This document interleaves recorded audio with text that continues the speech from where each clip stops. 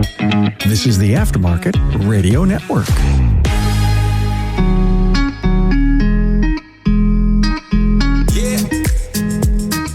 Welcome to another episode of Speak Up Effective Communication, your place for focusing on elevating your communication skills here in the auto repair industry. I am your host, Craig O'Neill, and in our episode today, I want to have you ask yourself a question. Each time today that you receive a notification on one of your devices, I want you to ask, do I need this? Do I need to do something about this right now? This has been a question that has come to mind for a while now as alerts inevitably pop onto my various screens on a daily basis. And I feel like a literal war with distractions in my life. Loyal listeners will have become familiar with some of my growing concerns on the topic, but I do feel that I have begun to find a little bit more balance. And slowly, as of late, at least, I'm going to share what's been working for me. Now, I've been reading a book. I've mentioned it several times. The book that I've been in right now is a recommendation from Carm Capriato of Remarkable Results Radio. The book is Stolen Focus by Johann Hari. Stolen Focus subtitle is Why You Can't Pay Attention and How to Think Deeply Again. So in our episode, I do have some thoughts on the topic, very specifically of notifications, and some of this I've drawn inspiration from this book. My main hope in this is to get you thinking a little bit differently on notifications in your world, maybe even be able to begin to identify some areas where you might be allowing your own devices to compromise your focus. Of course, we have a word of the day, and the word today is frenetic. Frenetic is the word of the day, and we'll define that for you after a word from our sponsors. With the Institute's coaching, leave a legacy that endures, foster careers, and drive community impact. Start your journey today at wearetheinstitute.com/business-assessment. AutoFlow is your partner in technology. With AutoFlow, enhance your client interactions in a single thread before, during, and after the visit. To see how AutoFlow makes it simple, visit AutoFlow.com. Are you tired of juggling multiple tools to manage your auto repair shop? Say goodbye to the chaos and hello to streamlined efficiency with AutoLeap, the #1 all-in-one auto repair shop management software. With AutoLeap, you can sell more, save precious time, and delight your customers with every interaction. Your trusted companion, ShopDog Marketing, is right by your side, attracting the best customers and building long-term growth. Call ShopDog Marketing today or visit shopdogmarketing.com. Supercharge your auto shop with Inbound, AI-powered communication analytics and phone service for your professional shops. Visit callinbound.com. Okay, we're back, and our word of the day today is frenetic. It is an adjective, and it means fast and energetic in a rather wild and uncontrolled way. I love this word. The reason I wanted to use it today is because, well, you listen to this excerpt from the book Stolen Focus. In this excerpt, the author, Johann Hari, writes about a conversation that he's having with one of his friends who was getting, of course, notifications for things that he did not want. So I will quote, "All this frenetic digital interruption is pulling our attention away from our thoughts, and I think we're almost in this constant stimulus-driven, stimulus-bound environment, moving from one distraction to the next. If you don't remove yourself from that, it will suppress whatever train of thought you had." That is a quote from Stolen Focus, Why You Can't Pay Attention and How to Think Deeply Again by Johann Hari. And I loved this quote with that phrase, that simple phrase, all this frenetic digital interruption. Ooh, it's a good line. I think that was spot on. And for any of us that feel like we're in this constant stimulus-driven, stimulus-bound environment, oh my goodness, it's our world today. I was in the waiting area at a local dealership getting some routine maintenance done on my wife's vehicle. And in that waiting area, there's a TV on. There's a speaker system playing sounds. And then, of course, I have the devices in my laptop and I'm trying to do some work in this environment. It's like, man, I miss the quiet of my office. There's so many things going on. I actually needed another device to put on over my ears just so I could hear my own thoughts. And that's the world we're in so many ways. And when we invite it in from the device that's in our pocket, man, that creates quite a mess. The consequences of distractions, I feel, are very, very real, not just for being task-driven, but just in our creative thoughts and moments where we even have this healthy mind wandering. If you pick up this book, Stolen Focus, you're going to understand that there's multiple sides of our focus. It isn't just the spotlight focus, but it is that sometimes that baseline mode where our brains can just actually relax, and the tension relief that you'll feel on this and the lower anxiety, all the things that can go with this. Wow, we've really created a mess for ourselves. But Hari also mentions in the book that a simple distraction, you think it's just going to take you a minute. He actually says, and I'll quote here, a distraction such as looking at an image from a friend pulls the average person away for up to 20 minutes. That's the average person. I'm an average person. Good chance I'm talking to a lot of you, you're average people too. 20 minutes is not 1 minute. That's a substantial amount of time. And then, wow, the day goes so fast and all these things. Wow.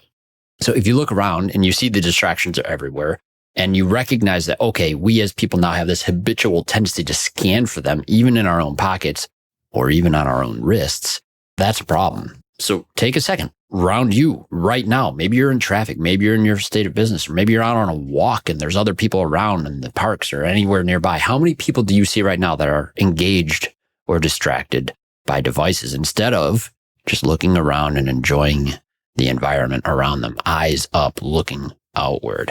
Good chance it doesn't take long for you to identify a lot of people heads down. Now, I don't want anyone to feel bad about this, judged or criticized or condemned, any of those things that we often try to avoid here as we are a communication podcast. But I do want you to just recognize for a second and give yourself some grace that this world that we've inhabited now with these devices, this has been engineered.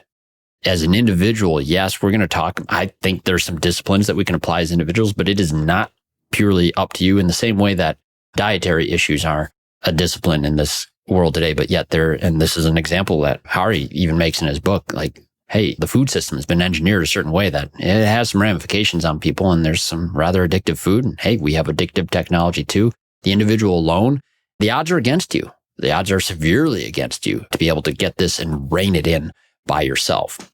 So I'll say, like all modern humans, I too do struggle with distractions, but I do think I have some new tendencies that I've developed, some old tendencies as well, that are very simple, very reasonable disciplines regarding notifications. So I'm going to share this today. And I do feel sometimes a little bit old fashioned on this, but as I discussed recently in episode 35 with my friend Darren McClay, I do feel that I came of age with technology enough to appreciate a slower pace of information than what a lot of folks have found engineered around them now. Certainly the reality for my kids, very different than my reality when I was their age in those teenage years. But here we go. My thoughts for less distractions and being more present, be it with your own thoughts or for the people you are with. We're going to go through 10 things here. Number 1, I feel this is the easiest thing to do. Silence your device. I don't care what tech ecosystem that you're coming from. I make a lot of jokes about Apple versus Android, and I'm a bit more of an Android fan, but I have an Apple right now, and I'll show you here on the camera here too. I'm demonstrating. There's that little switch on the side. There's a little red line on mine because that silent switch stays active all the time on my phone. It is extraordinarily rare and would be very, very like focused purpose that I would ever flip that off. I'd have to be expecting a call and my device can't be on me or something. I can't even think of a time where I have turned it off at any time lately. The point is, you have this superpower mechanism on pretty much any device you have to cut out those distractions. But I'm going to say this, it's not just for you in that context. It's for the people that you're around. If you're in a space where there's other people around and you have noisy distractions, whether it be a text message chime or a ringtone for a very specific friends, and the volume is cranked up, it can really disrupt things. And we've all seen this in church, in school, in classrooms, and conferences, where that alert is a nasty distraction to those you're with. Mine, it's pretty simple. I do check it. Sometimes, when the speaker asks you to go and silence your devices, I still look at it just in the offset chance that I had this weird moment where I might have turned it off, even though it's probably been like this for a few years now. Silence the device, turn it off. It doesn't have to be with that switch. You can do this in a number of other ways too, but silence it. That's tip number 1. Tip number 2 is don't keep your devices in your pocket when you're at home or at work. For me, when I was working as a technician, the device was in the toolbox. No chimes, no noises on my device then because it didn't matter in a loud shop environment. I couldn't hear the thing half the time anyway. And I can freely walk away from my phone and not feel too much anxiety. I like to make sure it's with me when I go places, but I can leave it in nearby proximity without feeling the need to be on me anymore. Just did this recently this past weekend when I was at church and just left the phone in the car. Yeah, there might be people that need to reach me. We've had cases of that, but I'm not going to look at it anyway. So when I am ready to go check messages, I'll go and do that. People know where I am. If there's a real emergency, good chance they know some of the other people I'm with. All the excuses that we would have to have the phone on us do kind of go away when you start to analyze things. The point is, I just don't like having it on me. I'll look at it is what I'll do in some of the cases. At home especially, like I see this too. Family time, even watching a movie. Kids will sometimes have the phone on them and they'll start looking at it while we're watching a movie. And now they're having their own isolated experience instead of the shared experience of the group. This is an easier way to accomplish it. Just don't have it on you if you don't need it. I think it's a great tip.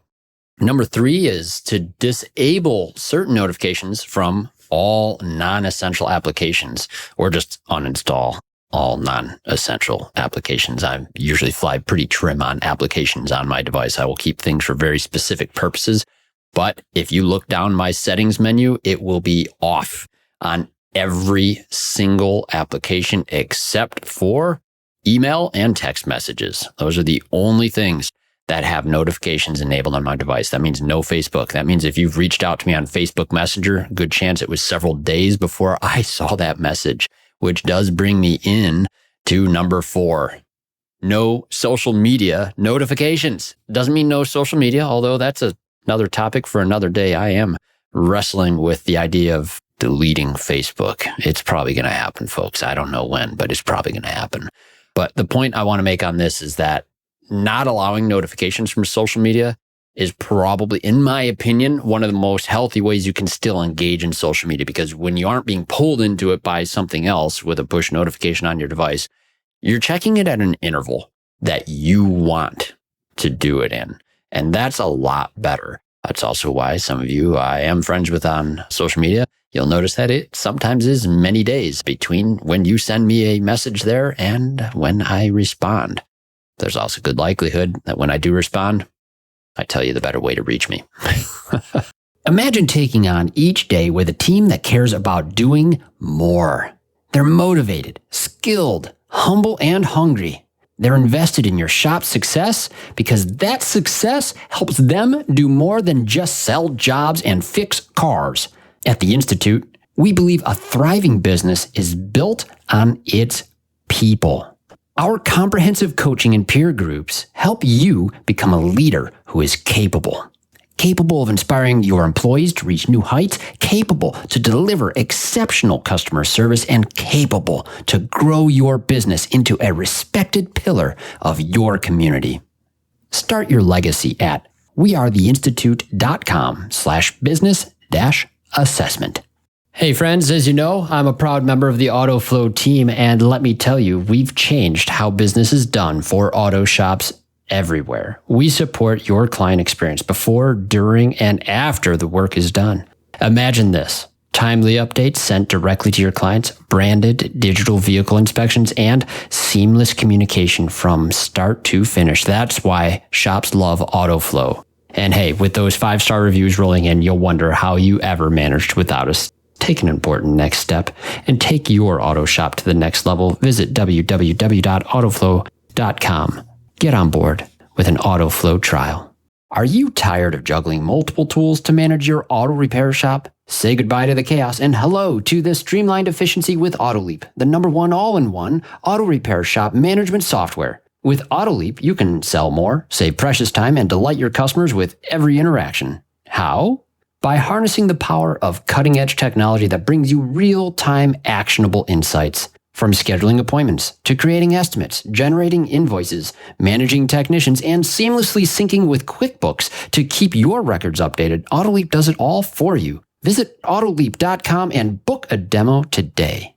Want to see your auto repair shop thrive? Are you looking to drive more customers to your auto repair shop? Let ShopDog Marketing be your guide. Our customer-first approach, combined with AI-driven creative content, ensures top rankings. Dominate mobile first and voice search with our specialized expertise. Reach out to ShopDog Marketing today and start growing your business. Don't miss out on this chance to boost your business. Visit shopdogmarketing.com. Inbound has exclusively served independent auto repair shops with expert communication solutions for years. Our robust VoIP platform ensures you stay connected while our industry-leading AI analytics take your business to the next level. We provide the tools you need to understand your customers and optimize every interaction. Choose Inbound for proven expertise and unmatched innovation. Visit callinbound.com and discover the difference we can make. Number 5, silence that group chat thread. You know the one. Texting and group texting particularly really does function a lot like social media when you break it down and you look at it. And I see this even with my own kids. We don't allow them on social media until they're over 18, really. But they still have a device and they do enjoy texting their friends, my daughters in school especially. Oh my goodness. That's just what they do. Texting, group texting, I think that's one of those things you just leave that silence and you check it at intervals. And if it's an active part of the conversation, enjoy that. Sure. Okay. But you don't need that chiming in all the time. I have some pretty fun family members and friends. Let's say their group threads can be off distracting at some of the wrong times. So just keeping them off is key. Even though my phone is silenced, some certain elements and certain people will allow the device to vibrate, and I'll hear that sometimes or feel it, of course. So it can still be a distraction. Now, number 6 is going to be probably my most judgy, debatable, and offensive tip that anyone has in here, but I'm going to make it anyway. I'm going to say this. Smartwatches, don't. Yeah, strong opinion. I know. And this isn't what I'm here for. It's about communication for me. This whole podcast is all about communication. I just haven't seen yet where smartwatches contribute to healthy communication. In fact, I see the opposite. And this is something you can work out as a discipline. This is a personal preference for me that I simply will not wear a smartwatch for having messages or notifications come to me, or even for health and fitness tracking for that matter either. It's my opinion, but think about the gesture that we make, or you've seen people make, I should say, on smartwatches when they get a message on their device. What does that message tell the people that they're with when they pull their arm up and look at their wrist? Now, from my entire time growing up, this has always meant I'm checking the time. And that's kind of a rude gesture to do while you're talking to someone. Poor etiquette when you're talking to someone to glance at your wristwatch. Somehow, has it become okay etiquette to check for a text message while you're talking with someone? Guys, it says one of 3 things when you're looking at your wrist and you're talking to another person. This is at least what I'm thinking. And have fun with this opinion as much as you want. But number 1, I think you're saying that you have no time for this conversation that you're having with a person nearby you. Number 2, you have something more important to do. And number 3, the interaction that you're currently having is causing a blood pressure spike. Now, that's usually what I see when I saw smartwatches initially. It was always like Fitbit things. Now they got sophisticated enough where you're getting emails and text messages. And if you're wearing an earbud, it'll read it to you at the same time. And you might not even be focused on anything else around you.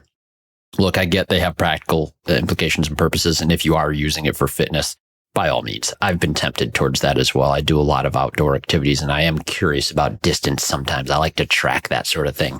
But be mindful, please, if you are someone who enjoys your smartwatch, keep using it.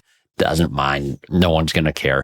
But I think you do have to add some extra discipline when you're engaged in a conversation and you either hear something or feel something. I'm not even sure if they vibrate or what now for those wristwatches, but be mindful of the people that you're with. I think you could inadvertently make some wrong impressions. And I think that you need to show that presence when you're with people. Number 7, Organize your emails. Folks, I work with shop owners all the time. In my line of work, we're dealing with shop owners. Shop owners, I'm just going to say we're pretty awful at managing email. I know I was. When I was in the shop, email was the worst way to reach me. It had to be phone call, text message, or voicemail. And those were the three mechanisms that I could use to actually stay in touch with people. Email was where things went to die. And that happens for a lot of folks. I've seen some pretty ugly numbers. In fact, if you have an ugly number on your inbox, don't be shy. Reach out to us here at the show. Speak up at craigoneal.net. I'd be curious how many numbers are on that red badge on your email. I've heard some pretty ridiculous ones. 23,000 I heard from one shop owner of email notifications sitting there, nothing happening. And even a few hundred is awful.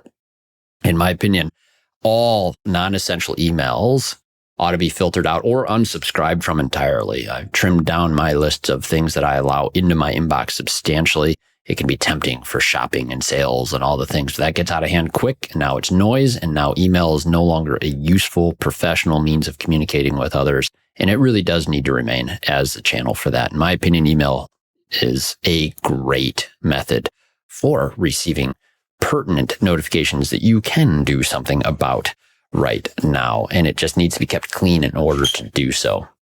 Now, here's a controversial one. Internally, I've had this debate with many colleagues. Email away messages. Are they okay or not? I say they are. In fact, the way you construct an email away message, I think, is what makes it okay or not. And I get both sides of this argument. The other side of the argument says that, well, if you believe that this message is important, an autoresponder is not actually communicating to someone that their message does matter. In fact, it's the opposite. You're saying that their message doesn't matter. Well, here's the reason why I think email away messages are okay. Sometimes the email from another person isn't the most important thing for me right now, and it would be a dishonest thing for me to say that it is. When I'm traveling on an airplane or at a conference, what I've begun to do is put in my away message a little bit of details about the event that I'm at, and that my response is going to be slower, and it's out of respect for the people that I'm meeting with. And I put that note in my away message. And what I love when I started doing that, I started getting responses to my away message that said, "Oh my gosh, I love that. That's brilliant. That's great." People were responding positively to my away message. My fear of using away messages, that people might have negative feelings. I know sometimes it's frustrating. I get it. But when you actually use it to say that, yeah, I'm trying to be more present with the people that I'm with, people respect and understand that. And you are going to get back to them. I have to do this for practical reasons too. A lot of times people reach out to me with questions with regards to the applications, and I need to direct them to support. There may be a lot of different reasons that you need to use an away message as well, but it's the tone that you put into it. Don't just use a templated one. Actually communicate what you're doing and why it's important to you that you be focused there. I think that really tempers it and removes some of the stigma that away messages can have. So in my opinion, they're okay. And that really leads to number 9 for me, which is just to set expectations for your availability with the colleagues and loved ones that you are regularly interacting with. I usually will tell my colleagues, my friends, and family members, it is literally okay to reach out to me anytime. Now, you might be thinking, wow, that's a ridiculous boundary there, Craig. You've now established this, that there are no boundaries for reaching out to you, and that's absolutely true. It is 100% absolute fact. You can reach out to me anytime you want. You know why it's okay? It's okay because I promise you I will not allow the message that you felt necessary to send to me to distract me from being present with my loved ones or other things like sleep for that matter, because I have enough device discipline and I have my notifications managed sufficiently that I will see your message and engage it when it is appropriate to engage. So don't just hang on to the message and wonder and fear, am I going to bother him? Right? That's a terrible thing for someone to think. You have to communicate this with your friends and your family and your colleagues, your boss, and let them know, hey, is this okay? Is this not okay? I think all notifications are up to the user. It should never be a burden for someone to have that thought and reach out to you. And I think you need to do that with your businesses too. Let people know It's absolutely okay. In fact, I want the message. I just might not see it as quick as when you send it. And you need to be okay with that. And I think as long as you understand those terms and we agree to the fact that not all things that you send are truly urgent or necessarily need an immediate response, then we're good. And that leads to the other thing on that same topic here. Setting expectations means that, hey, if there is an emergency, here's what you do. And on most phones, that's you dial the number twice or some other element like that. But most of the critical colleagues that I have for work, they're a favorite on my device. I actually have them specified as and in certain lists so that they can get messages through to me if it's super critical. But I also can tell you, I check at intervals. My intervals are fairly frequent, but they're pretty disciplined. And I will definitely see messages before too long. So the last tip that I want to say is number 10 here. It isn't just about not doing certain things and doing other things. It's about replacing an activity that might be distracting with something that's not going to leave you prone to distractions. For me, long walks, no earbuds, just walking. Or sometimes I'll have music, but it'll be music that's going to be pre-planned and not need to be searched through. The idea is whatever the problem you're facing, for me, if it's a war against notifications, I'm going to put myself into situations where notifications can't actually get me. And it isn't just the notifications. Sometimes it's the behavior behind it. If I have no notifications, I may still go sit down at a computer screen and habitually start scanning news websites.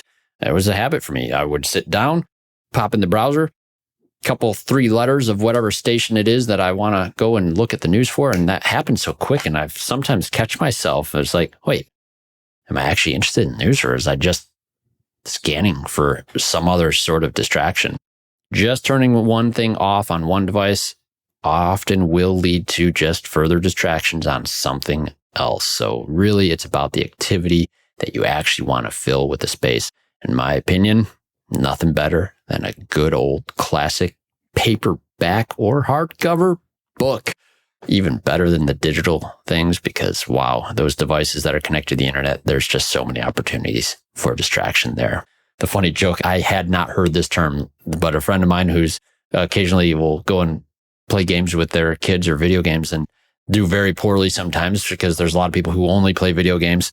When you start losing real bad, the snotty remark they'll make in chat would be, that dude needs to go touch grass. I thought that's pretty funny, but that's the idea. Maybe that's the whole thing. You need to get out there and touch some grass. And I do believe nature is the cure and mobility and motion through it. This will not be an episode about rucking. But hey, those are just some things that I've found. Device discipline, folks. It's definitely going to be up to you because I don't see big tech companies being more incentivized to want to get your eyes off of their products. They need your eyes there. That's how they make their money. And when you are aware of that, you are going to be aware that it is going to be up to you for the foreseeable future. But hey, no, I really do hope this is helpful. I think this is an interesting topic. I'm going to be having a discussion with one of my good friends, Jeremy Glasgow. I'm looking forward to an upcoming episode with him. Hey, we're both in the technology world, and we understand that eyes on the apps are something that we need. I'm in a software company, folks. We need people engaged in leveraging the technology, and it's all about reaching them on their digital devices. We want to do this with discipline. And I am looking forward to that conversation with Jeremy. So we'll see about that. But hey, folks, this has been a fun episode for me because this is a topic that I've been kind of passionate about. I'd really be interested to hear if you have a strategy or technique or something you would like to share with our audience. Please email me, speakup@craigoneil.net. O'Neill has 2 L's, CRAIGONEILL.net, speakup@craigoneil.net. I appreciate hearing from you on anything, any comments, feedback, something that was helpful for you on this, or just perhaps you'd like to join me as a guest on the show, speak up about a topic of something you're interested in yourself. And also, please remember to listen up to the other shows on the Aftermarket Radio Network. Remarkable Results Radio with Carm Capriato. He does not just give great book recommendations, folks. He has wonderful guest and interview skills as well. He also did teach me a technique on writing notes in books. I have adopted this, and my goodness, Carm is just a wealth of wisdom. So do listen to his show. Diagnosing the Aftermarket A through Z with Matt Fonslow. He is something else too, man. You got to check out Matt's show. And then Business by the Numbers with Hunt Demarest. Hey, fun fact, we have Hunt scheduled for an episode coming up here as well. I can't wait to do that one with Hunt. Hunt's such a great guy, great ideas, and numbers do speak. They really do. All right, Auto Repair Marketing Podcast, Brian and Kim Walker. Man, as I'm recording this tonight, I found out Brian is in Michigan right now. He's about an hour and a half away, and I'm just so bummed I'm not going to have time to even try to catch up with him. But man, that'd be a good time. The Weekly Blitz, Coach Chris Cotton. Chris Cotton, great guy. Saw him recently at Vision as well. Check out his show.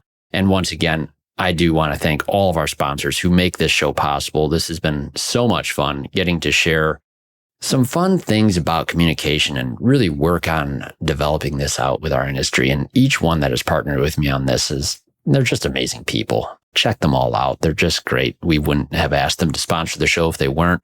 And thank you, all of our listeners, for joining us here. Now, please go out there, be present wherever you are, listen up, speak up, and turn off your notifications. Thanks for listening. We'll see you soon. You've been listening to Speak Up, Effective Communication with Craig O'Neill on the Aftermarket Radio Network. Follow Craig on your favorite podcast listening app and on his YouTube channel. Let him know what you'd like him to speak up about. Craig is all for advancing the automotive service aftermarket.